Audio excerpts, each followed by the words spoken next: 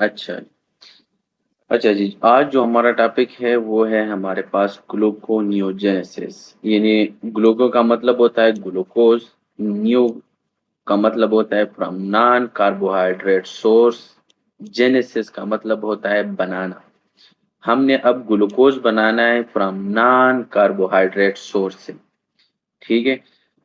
अब जैसे हमने ग्लाइकोलाइसिस वाला पाथवे किया था ना, ये एग्जैक्ट वही ग्लाइकोलाइसिस वाला पाथवे है। याद है वो ग्लूकोज है, ग्लूकोज सिक्स फास्फेट ग्लूकोकाइनेज एक एंजाइम था। हमने कहा था कि ये सिर्फ लीवर में होगा, बाकी जगहों पे हेक्सोकाइनेज होगा। ग्लूकोज पे फास्फेट लगाएगा, कार्बन नंबर 6 पे ग्लूकोज सिक्स फास्फेट बनेगा, फिर फ्रुक्टोज सिक्स फास्फेट, फिर fructose one six bis phosphate, फिर वो दो रास्ते थे, डीएचएपी बन रहा था, ग्लाइसरल्डिहाइड 3 फास्फेट बन रहा था, और फिर हम लास्ट में हम पायरुवेट बना रहे थे। हमने कहा था कि ये जो तीन एंजाइम थे, ये वाला और इसके बाद जो है ना ये ये हमारे पास जो है ना, हमारे पास इरिवर्सिबल थे, क्योंकि ये वापस नहीं जा सकते थे। हमने पढ़ा था ना। तो ये तीन एंजाइम वो इरिवर्सिबल एंजाइम थे ग्लाइकोलाइसिस में, हमने ये पढ़ा था उधर। अब अब हम एग्जैक्ट वही पाथवे हैं, लेकिन हम ग्लूकोज से पायरुवेट बनाते, एटीपी बनाते थे। अब इसको उल्टा चलाएंगे, उल्टा चलाएंगे और दोबारा ग्लूकोज बनाएंगे। जो हमने इससे एटीपी निकाली थी और हमने स्टोर किया था ना। तो अब हमने इसको, अब क्योंकि अब आप पोस्ट ऑब्जर्व स्टेट में हो, अब आपने खाना नहीं खाया है, अब आपको मतलब स्टारवेशन पे हो, तो तब आपका ये पाथवे चलेगा। ठीक है। जैसे कि अब हम क्या करेंगे कि एलानीन है, एलानीन जो है ना ये हमारे पास अमाइनो एसिड है। ठीक है ना। अब हम इस अमाइनो एसिड से जो है ना पायरुवेट बनाएंगे। अब ये पायरुवेट जो है ना, ये सेल का जो है ना साइटोप्लाज्म है, ये ऊपर वाला हिस्सा। और ये जो नीचे वाला ये हिस्सा है ना, ये इधर लिखा भी है, ये देखें, साइटोप्लाज्म। ये ऊपर वाला साइटोप्लाज्म है, नीचे वाला जो है ना ये माइटोकॉन्ड्रिया है। ठीक है। अब ये एलानिन है ना, एलानिन से हम पायरुवेट बनाएंगे। ये पायरुवेट जैसे बना, हमने एलानिन से बनाया। अब ये पायरुवेट जो है ना हम अंदर माइटोकॉन्ड्रिया में लेके आएंगे। अब जैसे माइटोकॉन्ड्रिया में इनको हमने लेके आया, अब इस पायरुवेट से हम ऑक्सिलो एसीटेट बनाएंगे, ओ ए। ठीक है ना। लेकिन यहाँ पे हम एक एंजाइम यूज करेंगे। इस एंजाइम का नाम है पायरुवेट कार्बोक्सिलेज। अब ये इस एंजाइम का मतलब क्या है कि हम इस पायरुवेट को तोड़ेंगे। अब हमने इसको तोड़ा with the help of carbon dioxide हमने ऐड किया। इसको CO2 देखे ना, ये CO2 है, इसको हमने ऐड किया। तो अब पायरुवेट कार्बोक्सिलेज, क्योंकि हमने पायरुवेट के साथ कार्बन डाइऑक्साइड ऐड किया, पायरुवेट को हमने तोड़ा और इसको हमने ऑक्सिलो एसीटेट बनाया। अब ये जो पायरुवेट कार्बोक्सिलेज है ना, इसके लिए तीन चीजों का होना जरूरी है, कोफैक्टर। एक जो ये बायोटीन है, बायोटीन जरूरी है पायरुवेट कार्बोक्सिलेज के लिए, ताकि इसके साथ ये काम करे। दूसरा CO2, तीसरा ATP। यानी इसका जो है ना जुगाड़ मैं बता रहा हूँ, जो निमोनिक है, ये इसको याद रखें, A, B और C। इस पायरुवेट कार्बोक्सिलेज के लिए हमारे पास तीन चीजों का होना जरूरी है, तब ये काम करेगा। उसका नाम क्या है, ABC। ए से मतलब ATP, बी से मतलब बायोटीन, सी से मतलब CO2। तो हमारे पास दो और भी ऐसे एंजाइम हैं, वो आगे हम पढ़ेंगे, सही है। उसके लिए भी ये ABC का होना जरूरी है। सारे में कार्बोक्सिलेज आते हैं, सिर्फ ये पहला वाला नाम चेंज होगा। ठीक है, बाकी सब में कार्बोक्सिलेज आएगा, आगे मैं बताऊंगा। बस यहाँ पे हमने एक पढ़ लिया, दो रहते हैं, दो आगे हम करेंगे। उनके लिए भी ये ABC का होना जरूरी है, उसके लिए भी ATP, बायोटीन और कार्बन डाइऑक्साइड जरूरी है। ये बहुत अहम चीजें हैं, ये एग्जाम में पूछे जाते हैं। ठीक है। तो ये आप लोगों ने ध्यान में रखना है। अब पायरुवेट को हमने थोड़ा ऑक्सिलोएसिटेट बनाया। अब ये ऑक्सिलोएसिटेट है। अगर आप लोगों को याद हो, क्रेब्स साइकिल में हमने पढ़ा था ना कि ये ऑक्सिलोएसिटेट जो है ना मिलेट शटल के थ्रू पे बाहर निकलता है, और ये वो मिलेट शटल है, और फिर जाके ये ग्लूकोनियोजेनेसिस पाथवे में हम यूज करते हैं। ये वो वाला चीज है, मैंने कहा था ना कि आगे मैं बताऊंगा, ये वो वाला चीज है। ठीक है ना, ये वो ऑक्सिलोएसिटेट है जो क्रेब्स साइकिल में हमने चलाया था। ठीक है ना, और मिलेट शटल के थ्रू पे ये बाहर निकलता है। तो ये वो वाला है। अब वो ऑक्सिलोएसिटेट ये इधर माइटोकॉन्ड्रिया में बना, फिर मिलेट शटल के थ्रू हमने बाहर इसको निकाला, और इससे हमने फॉस्फोफिनॉल पायरुवेट बना है, PEP। यहाँ पे जो एंजाइम यूज होगा वो है फॉस्फोइनोइल पायरुवेट कार्बोक्सिकाइनेज, PEP कार्बोक्सिकाइनेज। ये एंजाइम यूज होगा और इससे हम दोबारा वही फॉस्फोइनोइल पायरुवेट बनाएंगे, ठीक है ना। अब यहाँ पे हमने GTP जो है ना वो यूज किया है, गुआनोसिन ट्राइफॉस्फेट। एक फास्फेट हमने इसको दे दिया, ये कन्वर्ट हो गया गुआनोसिन डाइफॉस्फेट में, GDP में कन्वर्ट हो गया। क्लियर हो गया। अब इसमें जो मजीद, अब हमने ग्लाइकोलाइसिस पाथवे में ना वो मल्टीपल रिएक्शंस थे, वो हमने इधर हाइड किया है, जरूरत नहीं है इधर याद करने के लिए।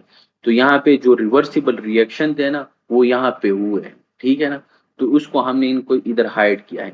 अब ग्लाइसरल्डिहाइड 3 फास्फेट बना, और इधर वो जो दो दो रास्ते थे ना, फ्रुक्टोज 1,6-फास्फेट हमने बनाया था, फिर इसको जो है ना दो रास्ते थे, एल्डोलेज ए आ रहा था, इसको जो है ना ग्लाइसरल्डिहाइड 3 फास्फेट में, और इधर DHAP में, ठीक है ना।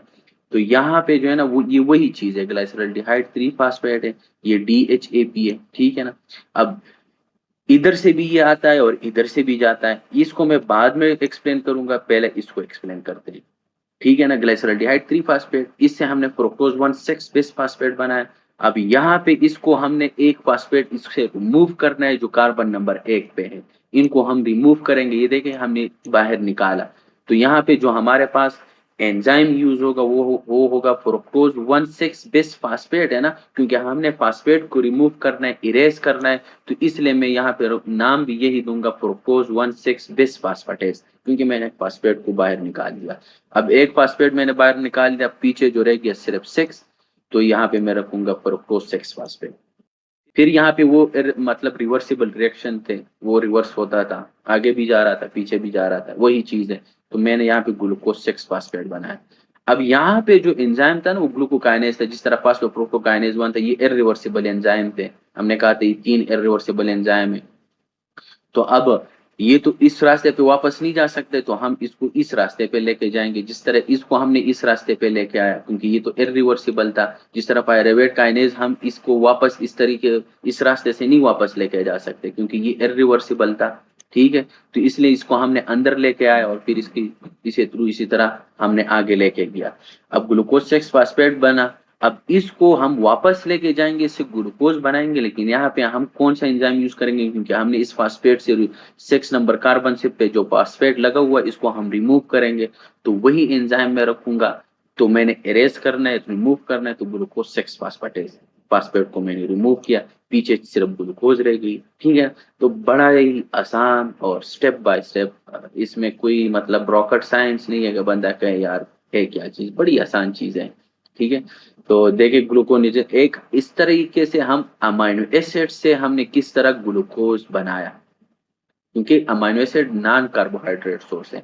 इसी तरीके से लेक्टेट, लेक्टेट ये जो हम एक्सरसाइज करते हैं ना और बाद में जो हमारे मसल जो है ना वो थोड़े से क्या करते हैं, वो पेन जो होता है थोड़ा बहुत, मतलब आप अरसे बाद जो है ना एक्सरसाइज स्टार्ट करते हो ना, तो उस फिर दूसरे दिन पे तीसरे दिन पे ना इंसान के जिस्म में जो है ना वो थोड़ी सी मतलब दर्द होती है, और कहते हैं कि यार बड़ा मीठा मीठा दर्द हो रहा है, वो बेसिकली इस लेक्टेट की वजह से होता है, क्योंकि ये एसिड है ना, और हमारे जो न्यूरॉन होते हैं ना उसकी उनको जाके स्टिमुलेट करते हैं, और इसी वजह से हमारे पास पेन होता है।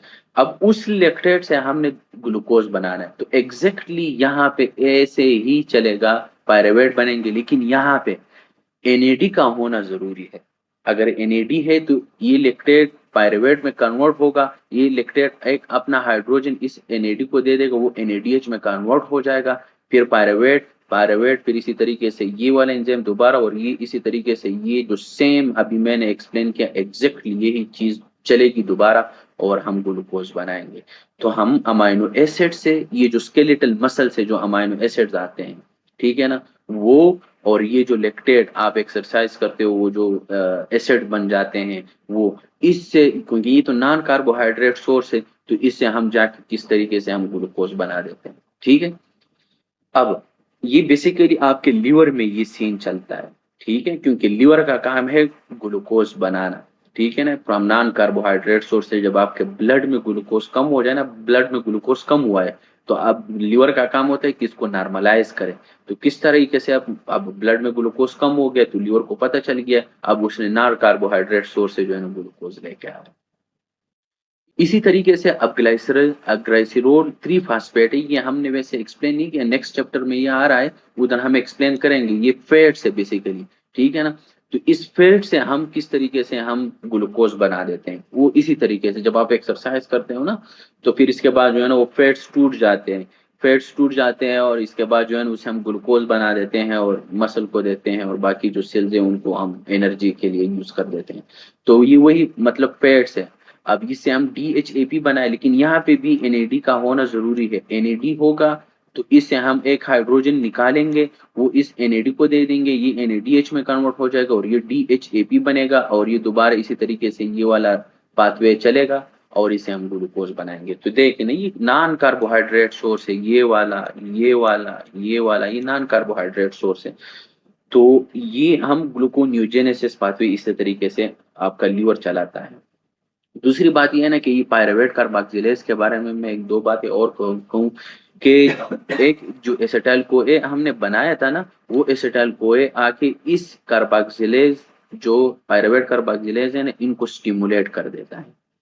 ये देखें ना, प्लस का निशान जब भी आ जाए ना तो इसका मतलब होता है स्टिमुलेट करना। रीसेटाइल कोए पायरुवेट डिहाइड्रोजिनोस को इनहिबिट कर दे, जब ये ज्यादा मिकदार पे हो जाता है ना, हाई अमाउंट पे बन जाता है, तो ये पीछे जाके इसको इनहिबिट कर देता है। और ये जो एसिटाइल कोए है from beta oxidation fatty acid, ये एक दूसरी पाथवे वहां पे हम करेंगे, नेक्स्ट चैप्टर में आ रहा है, वहां पे मैं करूंगा, सही है। तो ये उधर ज्यादा बन जाता है तो ये आके हमारे पास ये वाला एंजाइम को स्टिमुलेट कर देता है और ये ग्लूकोनेजेनेसिस वाला पाथवे चलता है हमारे पास। इसके अलावा यहाँ पे मैं एक ड्रग का मैकेनिज्म बता देता हूँ, यहाँ पे आप लोगों ने इसको याद रखना है, बाकी जो है ना हम खैर फार्माकोलॉजी में करेंगे, लेकिन मैकेनिज्म एग्जैक्टली यही है। आप लोगों को पता होना चाहिए कि किस तरीके से हमारे पास जो डायबिटिक ड्रग है, जिसमें हमारे पास आते हैं ना मेटफॉर्मिन ड्रग ऑफ चॉइस है, मेटफॉर्मिन,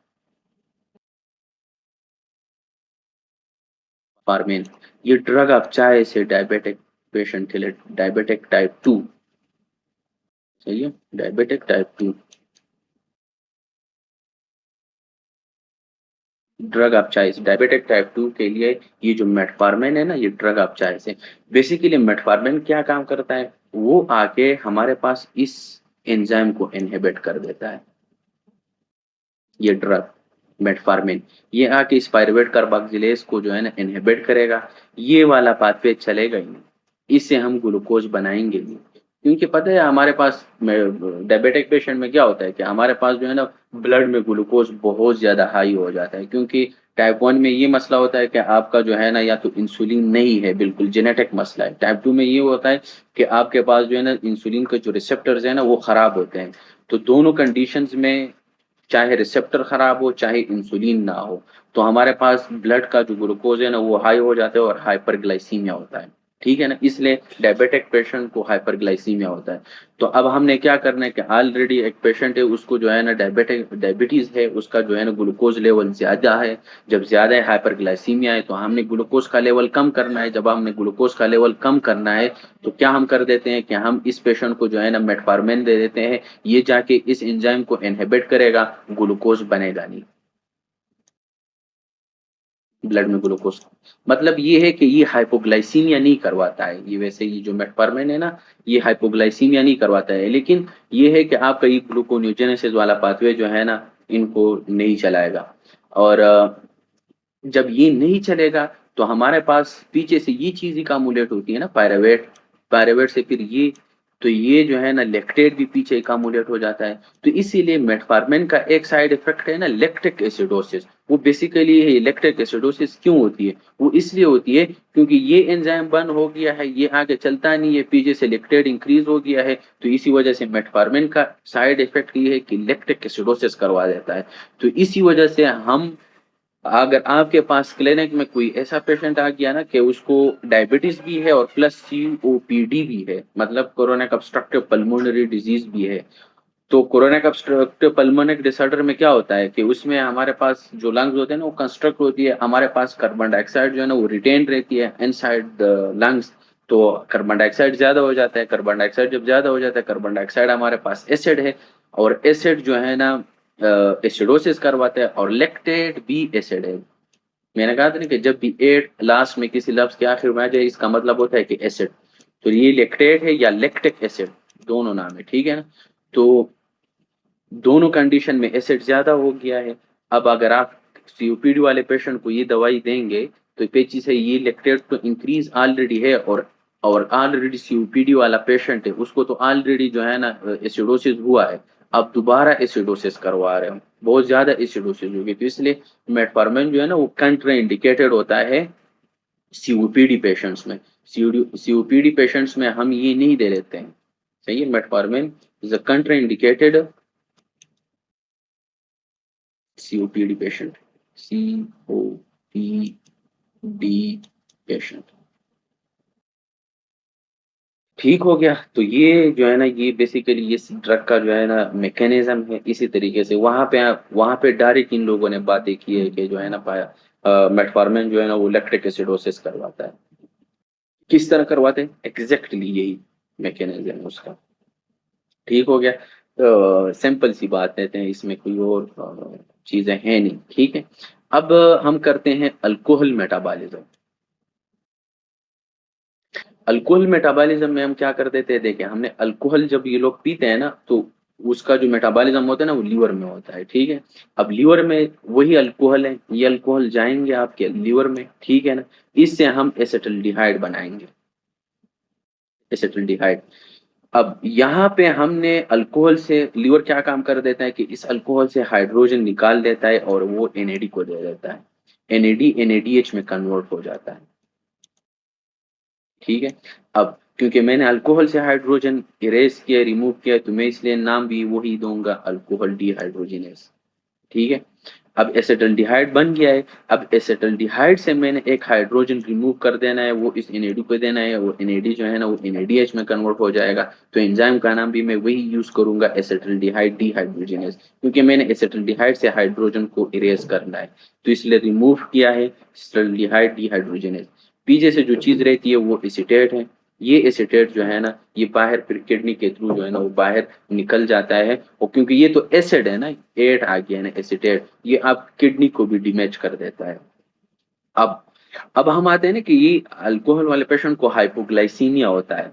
वो हाइपोग्लाइसीमिया क्यों होता है, क्योंकि हमारे पास जो है ना एनएडी ये यूज हो जाता है। अब हमने पीछे ग्लूकोनियोजेनेसिस पाथवे में हमने पढ़ा कि यहाँ पे एनएडी का होना जरूरी है। एनएडी होगा तो हम ग्लूकोज बनाएंगे, एनएडी नहीं है इधर, इधर भी एनएडी, एनएडी से हम एनएडीएच बनाएंगे तो ग्लूकोज बनेगा।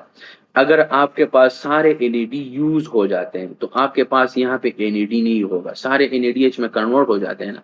क्योंकि अल्कोहल में भी हमारे पास क्या होता है कि हम इस एनएडी को यूज कर देते हैं, इसको हम एनएडीएच में कन्वर्ट कर देते हैं, इसको हम एनएडीएच में कन्वर्ट कर देते हैं, ये देखें। तो ये सारा एनएडी आपका यूज हो गया है। अब ये यूज हो गया है, यहाँ पे एनएडी है ही नहीं, यहाँ पे एनएडी है ही नहीं, तो ये पाथवे आपका नहीं चलेगा। फिर ये ग्लूकोनेजेनेसिस वाला पाथवे नहीं चलेगा। जब ये नहीं चलेगा ग्लूकोज बनेगा नहीं, जब ग्लूकोज बनेगा नहीं तो इसलिए अल्कोहलिक वाले पेशेंट को हाइपोग्लाइसीमिया होता है। वो बेसिकली इसी वजह से होता है क्योंकि एनएडी हमने तो इधर यूज किया है ना, अल्कोहल बंदा अल्कोहल पीता है वो एनएडी यूज कर देता है, एनएडी पीछे होता ही नहीं है, जब होता ही नहीं है तो ग्लूकोनियोजेनेसिस वाला पाथवे नहीं चलता, जब वो नहीं चलता ग्लूकोज नहीं बनता, ग्लूकोज नहीं बनता पेशेंट हाइपोग्लाइसीमिया में चला जाता है, ठीक है। तो ये इसी वजह से एनएडी यहाँ पे यूज हो जाता है और पेशेंट को हाइपोग्लाइसीमिया होता है। हमारे पास जो है ना, अब यहाँ पे अगर एक पेशेंट है और वो कहे कि यार मैंने अल्कोहल तो पिया है लेकिन मैं अभी घर जा रहा हूँ, भाई किसी को पता ना चले कि यार इसने तो शराब पिया है। स्मेल तो आती होंगी लेकिन मतलब बंदे को नशा नहीं होता है। बेसिकली ये एसिटाल्डिहाइड जो है ना ये आपके ब्रेन में चला जाता है, और इसी वजह से जो है ना बंदे को वोमिटिंग होती है। वोमिटिंग इसलिए होती है ना क्योंकि ये जो एसिटाल्डिहाइड है ना ये जो हैंगओवर करवा देते हैं। हैंगओवर का क्या मतलब होता है कि हेडेक होती है, वोमिटिंग होती है, नाउजिया, इसको कहते हैं हैंगओवर। तो ये बेसिकली ये जो हैंग ओवर होती है ना, ये एसिटाल्डिहाइड की वजह से होती है। ये आपके जाके ब्रेन में डिपॉजिट हो जाते हैं, स्टार्ट हो जाते हैं वहाँ पे जो एरिया पोस्टेरियम है आपके सेंट्रल नर्वस सिस्टम में, वहाँ पे भी ये जाके डिपॉजिट हो जाते हैं। और उसी वजह से तो आपके जो है ना आप वॉमिटिंग करते हो, उसी वजह से तो आपको जो है ना उल्टियाँ होती है, ठीक है ना। और इसी वजह से तो जो है ना आपको हैंग ओवर होती है, ये एसिटाल्डिहाइड। तो हमारे पास क्या होता है कि कुछ ऐसे मतलब लोग भी होते हैं ना कि वो हमारे पास कहते हैं कि हमने शराब तो पिया है, लेकिन यार ये अल्कोहल जो है ना ये एसिटाल्डिहाइड में कन्वर्ट ना हो जाए, ठीक है।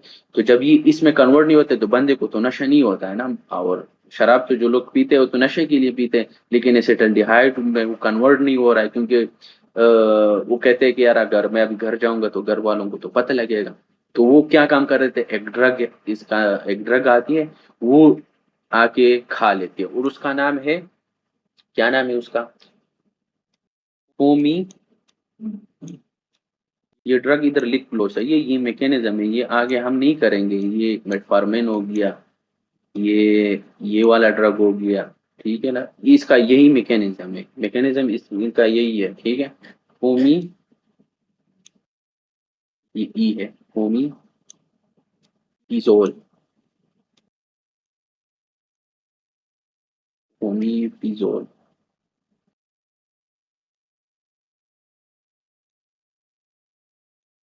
ये फोमिपिजोल आके इसको इनहिबिट कर देता है, इस एंजाइम को। ये जो अल्कोहल डिहाइड्रोजिनेज है, ये आके इस एंजाइम को इनहिबिट करेगा। जब ये इनहिबिट होता है, अल्कोहल इसमें कन्वर्ट हो नहीं होता है। जब इसमें कन्वर्ट नहीं होता है तो अल्कोहल जो है ना फिर वो सीधा जो है ना किडनी के थ्रू बाहर, यूरिन के थ्रू बाहर निकल जाता है किडनी से। तो बंदे को फिर नशा और वो हैंग और वगैरह वगैरह वो नहीं होगा, ठीक है ना। तो फोमिपिजोल जो है ना वो अल्कोहल डिहाइड्रोजिनस को बंद कर देता है, अल्कोहल इसमें कन्वर्ट नहीं होगा, तो काम सही चलेगा। लेकिन अगर एक बंदा है और वो कहता है कि भाई साहब ये तो भाई क्रॉनिक अल्कोहलिक पर्सन थे, मतलब ये है कि बहुत अरसे से शराब पी रहा है और उनके घर वाले ये चाह रहे हैं कि ये जो है ना ये शराब छोड़ ले, तो हम क्या कर देते हैं कि उसको जो है ना एक और ड्रग दे देते हैं। और वो ड्रग जो होता है ना वो आके इस एंजाइम को बंद कर देता है, इस एंजाइम को। और उसका नाम है डाइसल्फराम। हाँ, डाइसल्फिराम, डाइसल्फिराम, डाइसल्फिराम।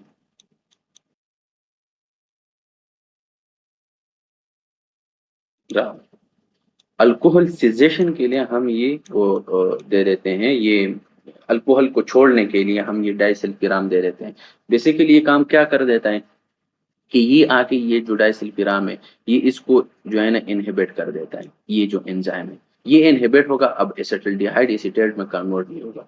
अब सवाल पैदा ये होता है कि भाई एसिटाल्डिहाइड तो हैंगओवर करवा देता है, वोमिटिंग, नाजिया, और जो है ना हेडेक, ये सारा काम तो करवा देता है। आपने तो पेशेंट का बेड़ा गर्क किया भाई, ऑलरेडी वो शराब पी रहा है, आपने एक ऐसी दवाई दी कि उसका, हम चाह रहे हैं कि ये सिटाल्डिहाइड जो है ना वो सिटेट में कन्वर्ट हो जाए और ये निकल जाए, ताकि बंदा जो है ना वो अपने होश में और अपने नॉर्मल हालत में आ जाए। आपने तो भाई काम और खराब कर दिया, बताए हैं। आपने तो एसिटाल्डिहाइड को और ज्यादा कर दिया। एसिटाल्डिहाइड का काम तो हैंगओवर है, क्योंकि आपने तो पेशेंट को डाइसल्फिराम दिया है। अब हम चाह रहे हैं कि भाई साहब ये शराब छोड़ दे, तो हम पेशेंट को नहीं बता दे कि हम आपको ये वाला ड्रग दे रहे हैं कि डाइसल्फिराम, ताकि वो पते क्यों, क्योंकि हम पेशेंट्स के साथ जो है ना एक ड्रामा करते हैं। ड्रामा इसलिए करते हैं ना कि हमने डाइसल्फिराम दे दिया, ये इसको बंद कर दिया, एसिटाल्डिहाइड और इंक्रीज हो गया। जब ये और इंक्रीज हो जाता है, पेशेंट को लगता है कि बस मैं मरने वाला हूँ, क्योंकि वो वोमिटिंग भी करता है, हेडेक होती है, नौजिया भी होता है, और वो ये समझ रहा है कि बस ये मेरे आखिरी वक्त है और बस। तो जब आप इनको इसी तरीके से जो है ना तौबा ना निकालो, तो फिर वो नहीं छोड़ रहा है। तो इसलिए हम ये दे देते हैं ताकि वो डरे, हम डरने के लिए ये चीज दे देते हैं, ताकि उसको ये डर लगे कि ये जो शराब है ना ये खतरनाक चीज है, ताकि ना पी। तो बेसिकली हम इनको जो है ना इनको इंक्रीज कर देते हैं ताकि पेशेंट को ये पता लगे कि हाँ यार इसको पीने की वजह से तो मुझे बहुत ज्यादा वोमिटिंग होती है और ये होती है, हेडेक होती है, वगैरह वगैरह एक्स। तो पेशेंट जो है ना वो डर जाता है। इसलिए डर जाता है क्योंकि यार वो यही सोच रहा है कि अगर मैंने दोबारा कर लिया तो ये सीन दोबारा होगा, और तो पहले तो मैं मौत के मुंह से वापस आ गया हूँ। वो है ना, क्या नाम है, नवाज सिद्दीकी कह रहे थे कि मौत को छू के वापस आ जाता हूँ। ये वो वाला सीन है। ठीक है।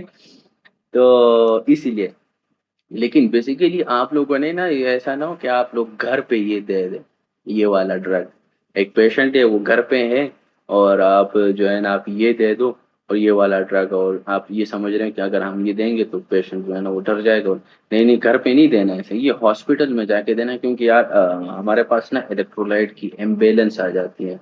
बंदे को जब आप वॉमिटिंग होती है, बहुत ज्यादा वॉमिटिंग कर लेते हैं, तो पेशेंट जो है ना वो शॉक में भी चला जा सकता है वैसे, लेकिन इलेक्ट्रोलाइट की इम्बैलेंस हो जाती है। तो उस इलेक्ट्रोलाइट को बैलेंस करने के लिए हमने दोबारा जो है ना पेशेंट्स को इलेक्ट्रोलाइट लगाने होते हैं। ठीक है ना, तो ये आप लोगों ने घर पे नहीं देना है।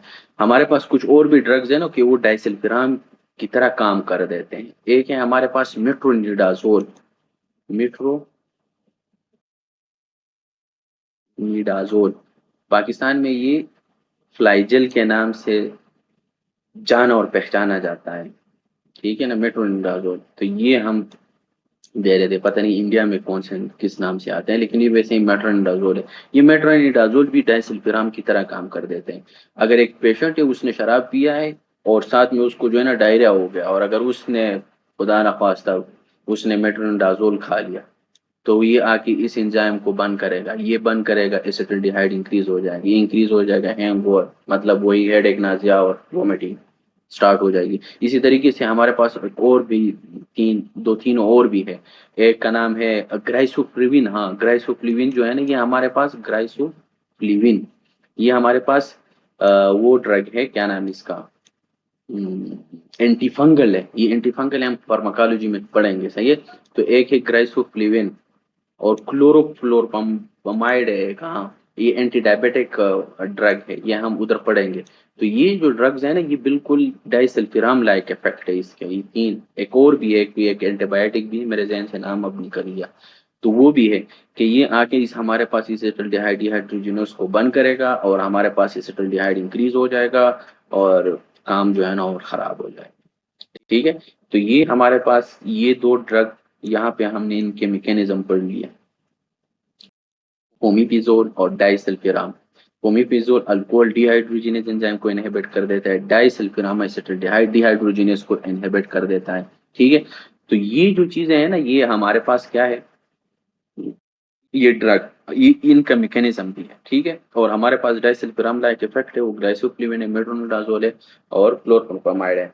ये जाके हमारे पास क्या काम कर देते हैं, डाइसल्फिराम लाइक इफेक्ट है इनके बारे में यही। और ये अल्कोहल वाले पेशेंट को क्यों हाइपोग्लाइसीमिया होता है, क्योंकि हमारे पास एनएडी यूज हो जाता है, ग्लूकोनेजनेसिस वाला पाथवे चलता नहीं है, ये वाला एनएडी हमने यूज किया ना, वो एनएडीएच में ऑलरेडी कन्वर्ट हो गया है।